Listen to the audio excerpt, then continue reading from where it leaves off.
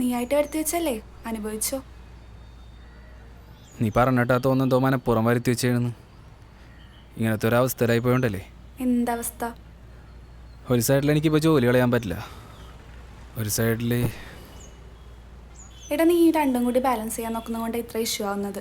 ഏതെങ്കിലും ഒരെണ്ണം ഫോക്കസ് ചെയ്താൽ പോരെ, അപ്പോൾ പ്രശ്നമില്ലല്ലോ. പറഞ്ഞപ്പോൾ ഇപ്പം തീർന്നു. ഒന്ന് ഈ അവസ്ഥയിലൊന്ന് നോക്ക്, അപ്പോൾ മനസ്സിലാവും. സത്യം പറഞ്ഞാൽ എനിക്കിപ്പോൾ എന്താ വേണ്ടാവുന്ന പോലെ എനിക്കറിയാൻ പാടില്ല. എടാ, എല്ലാവർക്കും അറിയാം അവർക്ക് എന്താ വേണ്ടതെന്നും പ്രധാനപ്പെട്ടതെന്നും. പേടി കൊണ്ടൊന്നും സമ്മതിക്കുന്നില്ലെന്ന് മാത്രം.